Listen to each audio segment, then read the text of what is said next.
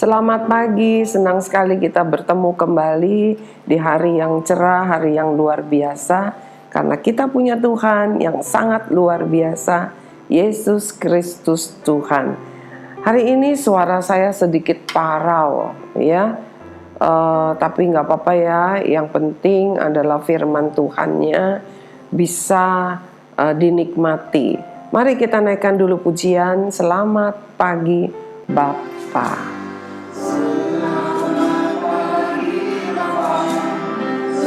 Selamat pagi Yesus, selamat pagi Roh Kudus. Makasih atas anugerah-Mu semalam telah berlalu. Memuji,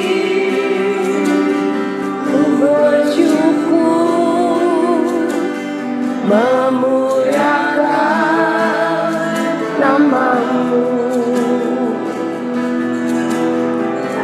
Dalam apa Roh Kudus, terima kasih. Mari kita berdoa. Tuhan Yesus, sungguh kami mengucap syukur untuk setiap hari di dalam hidup kami. Meskipun banyak sekali hal yang dapat membuat kami sedih, membuat kami lemah, kami lelah, Tuhan, karena begitu banyak hal yang harus kami kerjakan.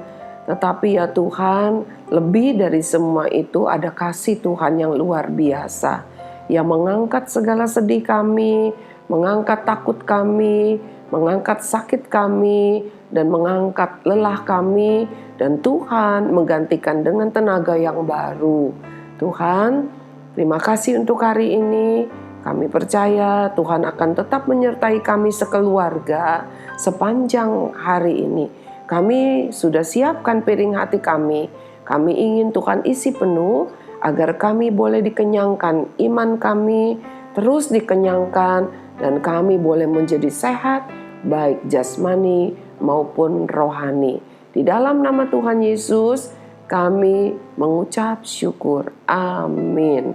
Tuhan Allah yang kita sembah, Yesus Kristus Tuhan, adalah Tuhan yang begitu memperhatikan kita. Minggu ini kita masih berbicara tentang aku bahagia.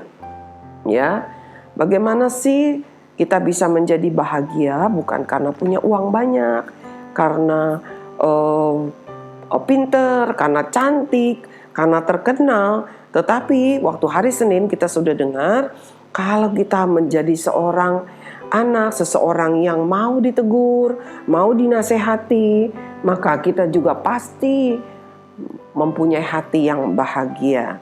Kemudian kita juga tahu bahwa kita orang yang berbahagia karena kita punya dosa sudah diampuni, kita sudah tidak diperhitungkan dosa kita, dan Tuhan mengajar kita juga untuk mengampuni orang lain sehingga hati kita menjadi bahagia.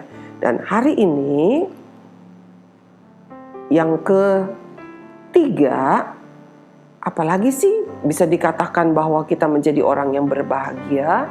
Judulnya adalah Aku Penuh Perhatian. Tapi sebelumnya kita naikkan dulu yuk pujian. Haleluya, haleluya, haleluya. Ya.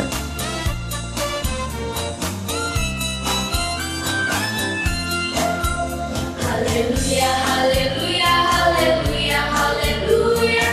Puji Tuhan. Haleluya, haleluya, haleluya, haleluya. Puji Tuhan. Puji Tuhan. Haleluya. Puji Tuhan. Haleluya. Puji Tuhan, haleluya. Puji Tuhan. Sukacita sekali rasanya kita naikkan pujian ini, terutama Miss Grace, ya. Tadi sebelum kami memulai rekaman, saya, Mr. Yonas, kita berbincang-bincang bagaimana Tuhan begitu penuh dengan kasih. Tuhan mengajar kami semua untuk selalu hidup di dalam sukacita, meskipun mungkin banyak hal yang kita hadapi yang dapat membuat kita tidak sukacita.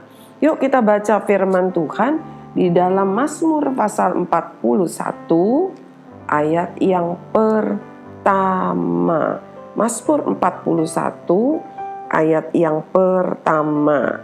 Sudah siap dengan Alkitabnya? Oke, saya akan bacakan ya. Mazmur 41 ayat yang pertama. Untuk pemimpin biduan, Mazmur Daud. Berbahagialah orang yang memperhatikan orang lemah. Tuhan akan meluputkan dia pada waktu celaka. Sekali lagi ya, mungkin ada yang di Alkitabnya menjadi ayat 2 begitu ya. Untuk pemimpin biduan, Mazmur Daud. Ya, seperti saya pernah sampaikan, Daud ini suka sekali memuji Tuhan. Karena dulu waktu dia masih menjadi penggembala ternak, kambing domba, dia tuh pinter bermain kecapi, dia senang sambil menjaga kambing dombanya di padang rumput, dia mainkan kecapi dan dia menyanyi memuji Tuhan. Nah, Mazmur itu adalah nyanyian yang langsung keluar dari hati yang dipimpin oleh Roh Kudus. Dan biasanya itu berisi tentang pengalaman seseorang dengan Tuhan. Nah, Daud adalah salah satu pelopor perintis menurut saya. Ya, Mazmur arti pujian yang dipimpin oleh Roh Kudus. Bukan diciptakan oleh manusia, tetapi oleh Roh Kudus.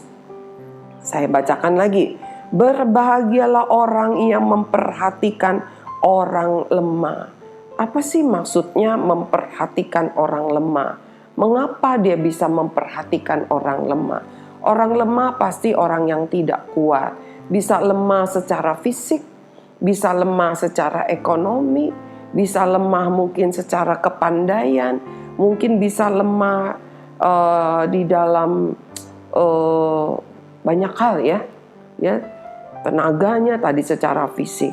Tetapi bagaimana seseorang bisa menjadi seorang yang memperhatikan orang lemah, orang yang suka memperhatikan orang lain, kelemahan orang lain, bukan mencari kesalahan, tetapi orang yang suka memperhatikan kelemahan. Artinya gini, orang yang sedang mengalami kelemahan, orang yang mengalami kelemahan, lalu ada orang yang memperhatikan. Nah, orang yang memperhatikan, orang yang suka memperhatikan orang yang lemah adalah udah pasti dia tidak egois. Kenapa?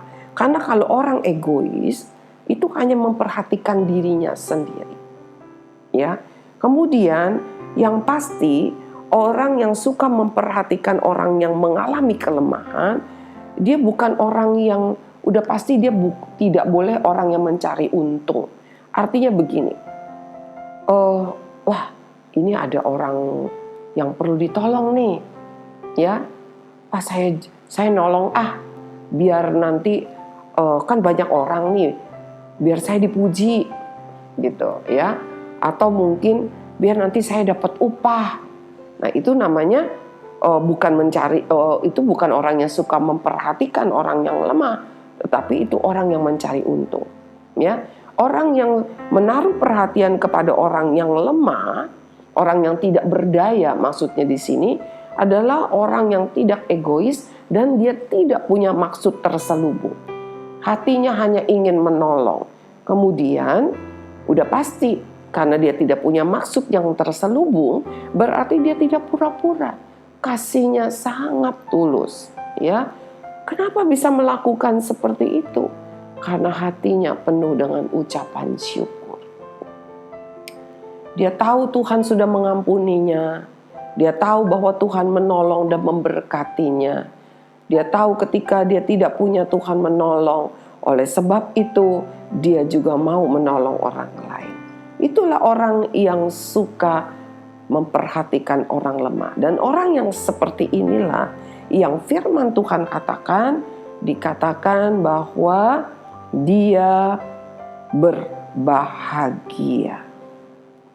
Ya, dia seorang yang berbahagia. Kita mau baca lagi yuk Mazmur pasal 37. Mazmur pasal 37 ayat yang ke-25 dan 26. Ya, kita lihat nih. Ini juga tulisan Daud. Daud bilang begini, dahulu aku muda, sekarang telah menjadi tua. Jadi Daud menulis Mazmur ini, menyanyikan pujian Mazmur ini ketika usianya sudah lanjut. Nah, kita lihat ya, isi Mazmurnya adalah pengalaman dia bersama dengan Tuhan. Dahulu aku muda, sekarang telah menjadi tua. Apa sih yang dia alami? Dikatakan begini, tetapi tidak pernah kulihat orang benar ditinggalkan. Ya, dia bilang waktu dia dulu muda, sekarang dia jadi tua. Jadi dari muda sampai dia tua, dia tidak pernah melihat ada orang yang benar ditinggalkan. Ditinggalkan siapa? Yang sudah pasti ditinggalkan oleh Tuhan. Artinya orang yang benar tidak pernah ditinggalkan oleh Tuhan. Orang yang benar yang bagaimana sih? Yang sering nyumbang? Belum tentu. Ya, yang suka menolong, yang rajin? Belum tentu. Orang yang benar adalah orang yang melakukan firman Tuhan. Kalau begitu, apakah di dunia ini orang yang tidak melakukan firman Tuhan, orang bukan orang Kristen, lalu dia bukan orang benar? Enggak seperti itu juga. Karena kalau kita baca Alkitab, itu penuh dengan kebenaran-kebenaran, dan banyak juga orang yang tidak percaya kepada Tuhan Yesus, mungkin tidak pernah baca Alkitab, tetapi dia sudah melakukan kebenaran. Misalnya, dia tidak sakit hati, dia tidak suka menyimpan sakit hati, dia tidak pelit, dia suka memberi, ya, dia suka menolong, dia tidak suka memaki-maki. Nah, bukankah firman Tuhan mengajarkan itu? Artinya dia melakukan firman Tuhan. Itu termasuk golongan orang yang benar, ya. Kemudian dikatakan begini, orang yang benar tidak pernah ditinggalkan. Ya, bahkan katanya anak cucunya meminta-minta roti. Jadi Daud bilang dia nggak pernah lihat orang yang benar, anak cucunya, keturunannya jadi pengemis. Ya, minta roti. Jadi saya mau katakan sampai saat ini, Bapak Ibu yang Tuhan sayang, opung, kungkung popo, oma, opa, ya. Jangan pernah khawatir dengan keturunanmu apabila engkau hidup di dalam kebenaran Tuhan. Tuhan pasti pelihara. Apalagi sebagai orang-orang yang percaya kepada Tuhan Yesus. Berkat Tuhan itu akan terus turun-temurun. Ya, dengan catatan wariskan juga kebenaran itu kepada anak cucumu. Hidup di dalam kebenaran. Sehingga ketika anakmu melakukan kebenaran, maka anak dari anakmu ya juga akan diberkati terus turun-temurun, ya. Tidak habis-habisnya. Tidak akan pernah menjadi pengemis, ya. Kemudian ayat yang ke-26 bilang begini, tiap hari ia menaruh belas kasihan dan memberi pinjaman. Jadi orang benar tadi ya tidak kikir, suka memberi, ya, menaruh belas kasihan. Jadi kesian sama orang, aduh kesian banget ya, tuh dia nggak punya makanan, kesian banget, dia tuh perlu ditolong begitu, ya. Dan memberi pinjaman. Nah, memberi pinjaman di sini artinya begini, tidak pelit, ya. Punya pensil banyak, temennya pinjem, nggak dikasih karena temennya nggak punya uang untuk membeli pensil, ya. Tapi kalau di SKBB seringkali yang terjadi sebenarnya bukan SKBB aja sih, ya. Anak sekolah biasanya, siswa suka begitu. Males bawa pensil, males bawa alat tulis, lalu pinjam sama temannya. Oleh sebab itulah di SKBB guru-guru tidak izinkan pinjam meminjam. Kenapa? Karena bukan tidak punya uang untuk membeli, tetapi malas bawa. Ya, itu tidak tertib namanya, ya. Kemudian dikatakan begini, memberi pinjaman bukan artinya, nih saya kasih pinjam kamu pensil ya, tapi kamu harus ganti nanti jadi 2 pensil. Weh, ada bunganya. Nggak boleh ya. Bunga itu cuma ada di pohon. Dan kalau bunga uang ada di mana? Di bank ya. Kalau pinjam uang di bank memang ada bunganya. Itu adalah resmi, tidak dosa. Tapi kalau kamu misalnya nih kakaknya, saya pernah ketemu dengan satu anak. Kakaknya habis uangnya, ya uang jajannya di sekolah, lalu dia bilang sama adiknya, "Dek, sini Dek, pinjamin saya 1.000. Tanggung nih mau beli minuman aus ya." Terus adiknya bilang, "Boleh, tapi nanti gantinya 1.500. Wah, itu namanya meminjamkan uang dengan bunga, itu namanya riba kalau bahasa Alkitab. Tidak boleh, itu dosa ya. Meskipun dengan siapapun tidak boleh. Memberi pinjaman di sini artinya penuh dengan belas kasihan, bukan untuk mencari untung. Anak-anak yang Tuhan sayang, saya teringat, kita kembali lagi ya kepada Mazmur pasal 41 ayat yang pertama.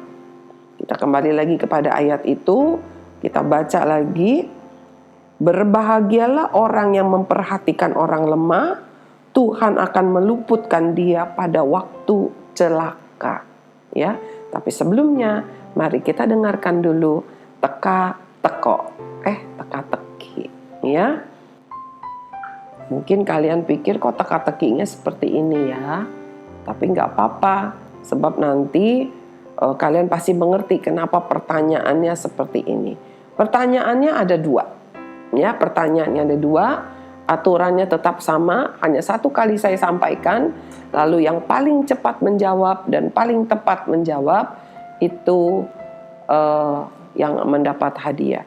Tetapi saya mau katakan dulu, saya sedikit sedih waktu ada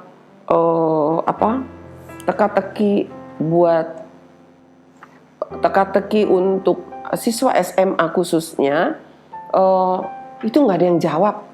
Masa kalah sih sama siswa TK? Ya, apa males nih? Wow, jangan begitu dong. Ya, ini uji kompetensi loh. Itu jawabannya kan sedikit berbau sains. Siapa anak yang tidak punya ayah biologis, begitu kan? Ya, oke. Sekarang dengarkan teka-teki, teka-teko, karena ada 2 ya. Hari ini yang pertama, bagaimana cara matinya Petrus. Yang kedua, aniaya seperti apa yang dialami oleh Rasul Yohanes. Oke, kita akan baca kembali Mazmur pasal 41 ayat pertama. Berbahagialah orang yang memperhatikan orang lemah. Kenapa dikatakan berbahagia? Kita lihat lagi. Tuhan akan meluputkan dia pada waktu celaka. Saya ingat satu peristiwa, ya. Dulu waktu saya masih muda, kira-kira mungkin sekitar 40 tahun yang lalu begitu. Saya punya seorang kenalan. Dia lebih tua dari saya panggilnya ibu. Ya. Saya dengar dia sudah meninggal saat ini. Seorang yang hatinya sangat lembut, baik sekali. Ibu Sri namanya. Ya. Di gereja kami, dia bukan bagian tim perlawatan. Jadi tim yang bagian besuk-besuk kalau ada yang sakit begitu ya. Ibu Sri ini bukan, saya juga bukan, ya. Tapi dia sering kali jemput saya, dia bilang, "Grace, temani saya yuk. Ada jemaat yang sakit." katanya. Kita tengokin yuk, kita jenguk yuk, kasihan, ya. Nah, dia rajin sekali meskipun dia bukan bagian perlawatan, tetapi hatinya penuh dengan belas kasihan. Dia bukan orang kaya, ya, tapi sederhana. Dia suka memberi, ya, dia suka memberi meskipun hanya makanan yang sederhana. Lalu ada lagi satu orang yang saya kenal juga, ya. Dia suka bilang begini, kamu tuh rajin banget sih, kerajinan tahu nggak kamu? Kan ada bagian perlawatan, ngapain sih kamu besuk-besuk? Bilangin aja tuh bagian perlawatan, suruh mereka, ya. Ibu Sri selalu menjawab, nggak apa-apa, nanti bagian perlawatan, bagian perlawatan. Kalau kita besuk, ya kita kan saudara seiman, datang jenguk. Mereka senang kok, apalagi ada oma-oma yang sakit, senang sekali kalau ada banyak sering-sering datang, ajak dia nyanyi dan memuji Tuhan. Ya, dia sering kali ditegur dan diejek begitu. Lalu apa yang terjadi? Satu hari mereka berdua jalan, tidak dengan saya, ya, jalan kaki, entah dari mana saya lupa begitu. Tiba-tiba jadi jalan berduaan begitu berdampingan, ya. Tiba-tiba Ibu Sri ini ada duduk di sebelah, berdiri maksud saya, ya, berjalan posisinya di sebelah dalam, lalu temannya di sebelah luar, gitu, ya. Dan tiba-tiba ada motor. Saya salah. Ibu Sri justru di sebelah luar, temannya sebelah dalam. Tiba-tiba ada motor, ya. Tiba-tiba ada motor jalan dengan cepat, oleng, nyerempet gitu. Kalian tahu apa yang terjadi? Ibu Srinya nggak kena sedikit pun. Ya, kenapa? Karena tiba-tiba begitu Ibu Sri dengar suara motor deket, dia nengok, jadi dia seperti kakinya bisa melompat ke dalam, gitu ya, lebih ke pinggir jalan lagi, sehingga dia tidak kena sama sekali. Tapi justru temannya itu, yang satu ibu ini yang sering kali bilang, ngapain sih besuk-besuk, ya, dia kena keserempet dan jatuh, kakinya luka, ya, dan 1 minggu itu nggak bisa jalan, ya. Saya tidak menghakimi, tetapi saya melihat bagaimana benar-benar Tuhan membuktikan bahwa orang yang suka memperhatikan orang lemah, Tuhan meluputkan dia pada waktu celaka, ya. Tuhan Yesus itu baik. Mari anak-anak kita mau belajar tidak egois. Kita tidak boleh menolong orang untuk mencari untung, ya. Kita tidak boleh berpura-pura ketika mengasihi orang lain. Kita melakukan kebaikan karena apa?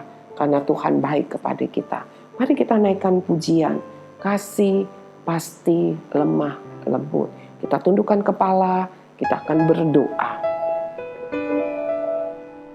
Sambil kita naikkan pujian ini. Tuhan mengasihi kita dan Tuhan memberikan kasih itu di dalam hidup kita supaya kita bisa mengasihi orang lain. Pasti lemah lembut,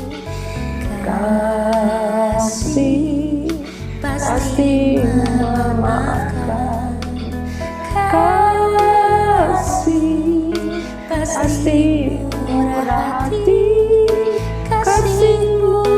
kasih-Mu Tuhan. Bapa dalam surga, kami mengucap syukur karena Engkau mengasihi kami dengan kasih yang lemah lembut, kasih yang mengampuni kami, kasih-Mu menutupi segala dosa kesalahan kami, sehingga kami juga mampu untuk mengasihi orang lain. Kami tidak mengasihi dengan pura-pura, kami tidak mengasihi untuk mencari pujian atau mencari untung. Kami mau mengasihi karena Engkau telah mengasihi kami. Tuhan, terima kasih buat cinta-Mu, terima kasih untuk kebaikan-Mu. Ajari kami selalu untuk selalu saling mengasihi, saling mengampuni, saling untuk mengerti orang lain. Mari ya Tuhan Yesus, penuhi kami selalu dengan kasih-Mu, sehingga kami menjadi seorang yang penuh perhatian kepada orang lain. Terpujilah namamu Yesus Tuhan. Di dalam nama Tuhan Yesus kami sudah berdoa. Amin.